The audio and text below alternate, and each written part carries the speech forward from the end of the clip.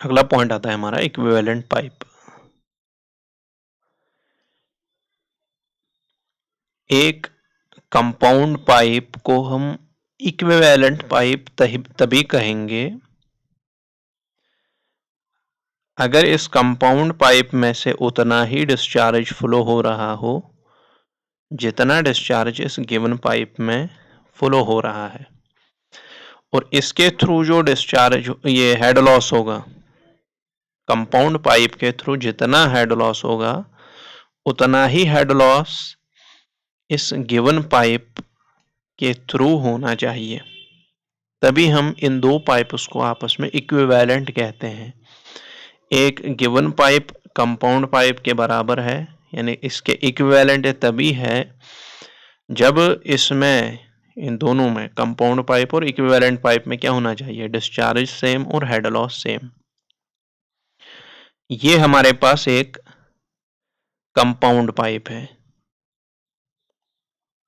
L1D1 एक pipe, दूसरी pipe L2D2 length L2 dia है D2। इसी तरीके से तीसरी पाइप है लेंथ L3 डाया D3। ये इस पाइप के बराबर है, इसके इक्विवेलेंट है। कब है? जब इसमें से उतना ही डिस्चार्ज फ्लो हो जितना इसमें से होगा, और जो इसका हेड लॉस होगा, इसमें से जो हेड लॉस होगा वो इसके हेड लॉस के बराबर होना चाहिए। तो इक्विवेलेंट ये तभी है जब इसका हेड लॉस HL इसके हेड लॉस के बराबर। अब इसका हेड लॉस कितना होगा, इसमें तीन पाइपें जुड़ी हैं तो HL1 plus HL2 plus HL3, HL1 plus HL2 plus HL3। अगर n पाइप्स है तो HLN लिख देंगे। तो हमें पता है हेड लॉस किसके बराबर है, FL² अपॉन 12.1 D⁵। क्लियर है? अब इन पाइपों में हमने F डिस्चार्ज तो सेम चल रहा है, ये भी कट जाएगा, 12.1 सब में सेम है, तो L/D⁵ बचा। इस साइड क्या बचेगा, L1/D1⁵। इस साइड क्या बचा, प्लस L2/D2⁵ प्लस L3/D3⁵। तो ये हो जाती है हमारी इसकी रिलेशन इक्विवेलेंट पाइप की। क्लियर है ये वाला पॉइंट? अगला पॉइंट आता है हमारे पास फ्लो थ्रू साइफन। अब साइफन क्या होता है? ये एक पाइप होती है जिसको यूज किया जाता है किस लिए, टू ड्रेन या कैरी द फ्लूइड को ड्रेन या कैरी करने के लिए अंडर ग्रेविटी। इसमें अगर टोटल हेड देखोगे किसके बराबर निकल के आ जाएगा, head loss due to friction plus head loss at exit plus head loss at entry. Friction वाला तो पता है FL(V²) upon 2GD plus entry पे कितना होगा 0.5 V²/2G, एग्जिट पे V²/2G। अगर हम चाहते हैं कि इस पाइप में कैविटेशन ना हो, ऐसे दिखते हैं ना, तो यहाँ पे जो प्रेशर होगा तो जनरली कम निकल के आएगा। हम चाहेंगे कि इसमें कैविटेशन ना हो, इसका मतलब यहाँ पे जो प्रेशर है इस पॉइंट, तो इसको हमने यहाँ PS लिखा है, प्रेशर एट पॉइंट S, इस पॉइंट को हमने S लिखा है। तो यहाँ पे जो प्रेशर होना चाहिए वो ज्यादा होना चाहिए, किससे, वेपर प्रेशर से, तभी तो कैविटेशन नहीं होगी। वरना अगर क्या वेपर प्रेशर ज्यादा हो गया एब्सोल्यूट एटमॉस्फेरिक प्रेशर से, तो क्या हो जाती है, कैविटेशन हो जाती है। तो रिलेशन हमारे पास ये निकल के आ जाते हैं P atmosphere by gamma is equal to PS by gamma, इस पॉइंट S पे जो प्रेशर है, ठीक है, प्लस HS हेड S तक plus V²/2G plus head loss due to friction plus head loss entry पे। क्लियर है? ये वाले रिलेशन यूज होते हैं जब कैविटेशन हम नहीं चाहते हैं ना हो। समझ आई बात? अगला पॉइंट आता है power transmission through the pipe. ये रिजर्वायर इस साइड है, ये पाइप है।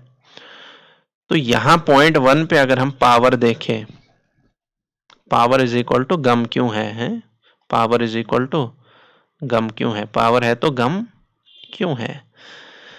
तो gamma into Q into H, 0.1 पे gamma into Q into H, clear है। अब जब पानी चलेगा 0.1 से 0.2, हेड में लॉस होगा। हेड कितना था पहले h, अभी कितना होगा 0.2 पे head, h minus H F हो जाएगा। तो पावर कितना होगा गामा इंटू क्यू, हेड कितना बचा h माइनस एच एफ 0.2 पे। कोई दिक्कत है इसमें? अब अगर हमको एफिशिएंसी चाहिए तो ये बटे ये कर देंगे, 0.2 पे जितना पावर था डिवाइडेड बाई 0.1 पे जो पावर था ओरिजिनल में, is equal to H minus H F बटे एच। ये निकल के आ गई एफिशिएंसी। अगर मैक्सिमम पावर चाहिए तो dp बाई डी एक्स किसके बराबर होना चाहिए, 0 के बराबर। मैक्सिमम हमने मैथमेटिक्स में पढ़ा, जब मैक्सिमम निकाला जाता है तो डेरिवेटिव निकाला जाता है ना। तो dp by D X is equal to 0। जब dp बाई डी एक्स हमने 0 के बराबर करा तो यहाँ h का जो वैल्यू निकल के आ जाता है, इस एच एफ का, head loss due to friction का। तो मैक्सिमम पावर के लिए आपको हेड का 1/3, जो टोटल हेड है उसका 1/3 करना पड़ेगा, तो उसी के बराबर आपको हेड लॉस रखना पड़ेगा। तो जो एफिशिएंसी निकल के आती है इसमें पुट करेंगे h माइनस एच एफ की जगह h/3, तो मैक्सिमम एफिशिएंसी जो निकल के आ जाती है वो 66.67% निकल के आ जाती है इसमें। क्लियर है वाला पॉइंट भी? अगला पॉइंट आता है हमारे पास power available from the nozzle. Power available from nozzle, ये नोजल है, इसका डाया है सोमाल्टी, इसका एरिया है सोमाले नोजल का। क्लियर है? अगर वेलोसिटी देखें हम इस पानी का जो यहां से निकल रहा है इस नोजल के थ्रू, ये वेलोसिटी किसके बराबर है, √2gh divided by 1 plus F L A square divided by A square into D. तो ये फॉर्मूला हो गई वेलोसिटी की। दूसरा पॉइंट इसमें याद रखना है, h माइनस एच एफ किसके बराबर होगा, वी स्क्वायर बाई 2g के बराबर। अब यहाँ एफिशिएंसी किसके बराबर है, एफिशिएंसी इसमें भी same h minus H F बटे h के बराबर आ जाएगा। h माइनस एच एफ का वैल्यू क्या है, वी स्क्वायर बाई 2g और डिवाइडेड बाई h इंटू 100। यहाँ मैक्सिमम एफिशिएंसी कब निकल के आ जाएगी, जब head loss due to friction किसके बराबर होगा, h/3 के बराबर। तो मैक्सिमम एफिशिएंसी का वैल्यू आप यहाँ पुट कर सकते हैं, ये एच एफ का वैल्यू यहाँ आप पुट कर सकते हो। इसमें भी मैक्सिमम एफिशिएंसी कितनी निकल के आ जाएगी, यही 66.67%। क्लियर है? अब इसमें अगर रिलेशन देखें हम, स्मॉल डाया, छोटा डाया, ये डाया किसका है, नोजल का, नोजल का dia is equal to D की पावर 5 बटे 2fl की पावर 1/4। क्लियर है ये वाला पॉइंट भी? अगला पॉइंट आता है हमारे पास loss of head due to friction in tapered pipe. अब हमारे पास कौन सी पाइप है, टेपर्ड पाइप है। इसका इस साइड डाया है D1, इस साइड डाया है D2, टेपर्ड पाइप है। अगर x डिस्टेंस की दूरी पे यहाँ से लेकर यहाँ तक जो दूरी है वो x है, x डिस्टेंस की दूरी पे अगर आपको डाया चाहिए किसके बराबर होता है, ये D1 माइनस करना पड़ेगा आपको, D1 माइनस D2 बटे L इंटू एक्स। क्लियर है? इसको आप k लिख सकते हो, D1 minus k times x। H F head loss जो निकल के आ जाएगा यहाँ पे FL square upon 4 into 12.1 D1 minus D2 into 1 divided by D2 की power 4 minus 1 divided by D1 की पावर 4। अगला पॉइंट आता है हमारे पास loss of head through a pipe in which water is discharged from side at uniform rate. Loss of head through a pipe, pipe के through हमने head loss निकालना है जिसमें साइड से पानी क्या हो रहा है, डिस्चार्ज हो रहा है, और ये एंड पे क्या है, क्लोज्ड है। इसका जो एंड है ये क्लोज्ड है at a regular interval, regular interval से यहाँ पानी जा रहा है और इसका एंड जो है वो क्लोज्ड है। तो इससे जो हेड लॉस निकल के आएगा वो होगा 1/3 FL स्क्वायर अपॉन 12.1 डी की पावर 5। क्लियर है? तो यहाँ जो हेड लॉस निकल के आएगा ये होगा 1/3 head loss of constant discharge. Clear है ये वाला पॉइंट भी? अगला पॉइंट आता है time required for emptying a reservoir through a pipe discharged in open air.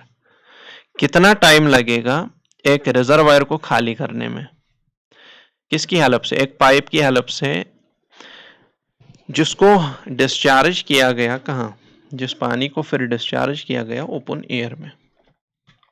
तो टाइम कितना लगेगा इसमें, T is equal to 2 under root H minus under root H. अभी एच क्या है, पानी का जो पहले हेड था, उसके बाद कुछ टाइम बाद इसमें से पानी जब बाहर गया, जो हेड बचा वो है अंडर रूट एच, ये वाला एच। तो T is equal to 2 under root H minus under root H बटे के, इसके बराबर निकल के आ जाएगा। इसकी लेंथ है L, डाया है D इस पाइप का, और वेलोसिटी यहाँ से V वेलोसिटी से पानी जा रहा है। पूरा खाली करने में कितना टाइम लगेगा इसका, H का वैल्यू 0 कर देंगे। खाली मतलब H का वैल्यू कितना हो गया 0, H का वैल्यू 0 कर दो। पूरा खाली करने में इसमें टाइम लगेगा 2 अंडर रूट एच बटे के। क्लियर है। Time required to reduce the depth in reservoir by half, आधा खाली करने में इसमें कितना टाइम लगेगा, तो H का कितना वैल्यू होगा, इसका आधा H/2 पुट कर देंगे H की जगह H/2। तो T is equal to 2 under root H minus H/2 बटे के। कितना टाइम लगेगा सेकंड हाफ एम्प्टी करने में रिजर्वायर को, वो हो जाएगा T इज इक्वल टू 2 बटे के अंडर रूट H/2। अगर हम रेशो निकाले first half by second half का, ये अंडर रूट 2 माइनस 1 के बराबर होगा, जो कि निकल के आ जाएगा आपका 0.414। क्लियर है वाला पॉइंट भी। अगला पॉइंट आता है time required to reduce the level difference between reservoir. दो रिजर्वायर है, इनमें आपको लेवल डिफरेंस रिड्यूस करनी है। तो सबसे पहले वेलोसिटी इसमें होगी under root 2GH divided by 1.5 plus FL बटे D, और जो टाइम निकल के आएगा वो होगा 2 के under root H1 minus under root H2। Clear है वाला पॉइंट भी। अगला पॉइंट आता है हमारे पास वाटर हैमर प्रेशर। अब ये क्या होता है, वाटर हैमर प्रेशर, जब हमारे पास ये गेट वॉल है, ये हमारे पास यहाँ पे गेट वॉल है, ये ओपन था, तो पानी जो चल रहा था इस पाइप में से उसकी वेलोसिटी थी V।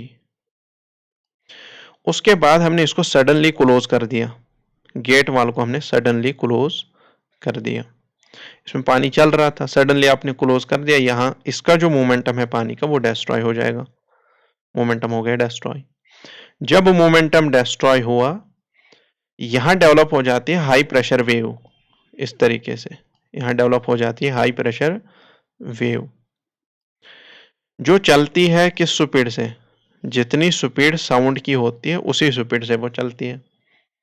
स्पीड ऑफ साउंड को हमने C से डिनोट करा, इसकी वजह से डेवलप होता है हैमरिंग एक्शन। क्लियर है वाला पॉइंट भी। हाई प्रेशर वेव जो है ये इसमें डेवलप होती है रिफ्लेक्शन, कहाँ पे, रिजर्वायर का जो एंड है, रिजर्वायर के एंड पे, और जो वॉल है, वॉल के एंड पे डेवलप हो जाता है रिफ्लेक्शन, और उसका जो टाइम पीरियड होता है वो T0 is equal to 4L/C के बराबर होता है। इसका टाइम पीरियड किसके बराबर होता है, T0 is equal to 4L/C। Clear है।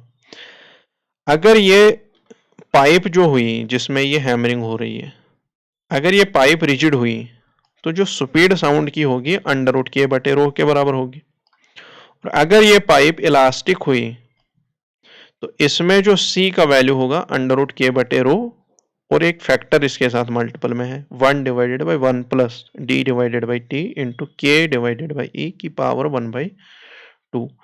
कोई दिक्कत है इसमें।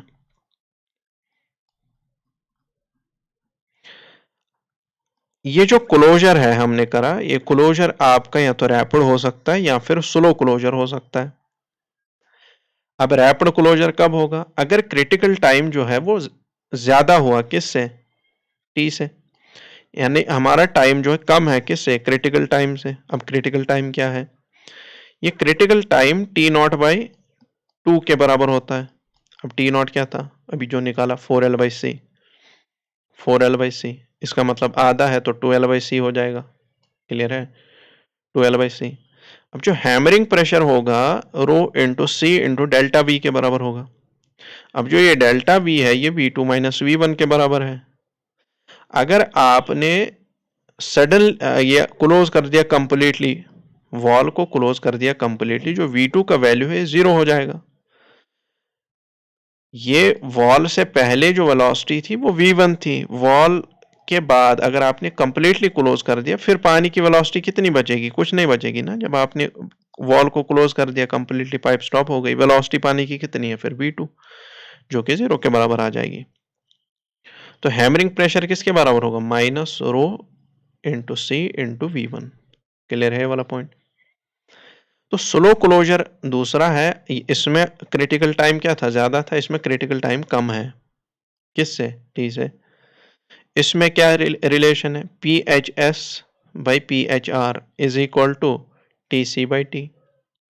ये तभी वैलिड है अगर टी क्रिटिकल टाइम से तो ज्यादा है पर 1.5 टी सी से कम है, ये वाले रिलेशन। अगला है जो पी एच एस है, ये किसके बराबर है? Rho into L into we बटे टी, जब टी क्या होगा? ज्यादा होगा 1.5 टी सी से। अगला पॉइंट आता है हमारा डिजाइनिंग ऑफ पाइप। डिजाइनिंग जो किया जाता है ये टोटल प्रेशर के लिए किया जाता है। टोटल प्रेशर किसके बराबर? पी एस यानी स्टेडी प्रेशर, और पी एच मतलब हैमरिंग प्रेशर। तो स्टेडी प्रेशर किसके बराबर होगा? Gamma W into H. Hammering pressure किसके बराबर होगा? ये हैमरिंग प्रेशर भी ऊपर निकाला था हमने। अगर हम चाहते हैं कि कोई फेलियर ना मिले तो जो हूप स्ट्रेस डेवलप होगा, हूप स्ट्रेस किससे कम होना चाहिए? शुड बी लेस देन और equal to design stress. Hoop stress किसके बराबर है? पीटी इंटू डी बटे 2T। किससे कम होना चाहिए? सिग्मा डिजाइन से। पीटी को क्या लिख सकते हो? P S plus P H into D बटे 2T। क्लियर है ये वाला पॉइंट भी?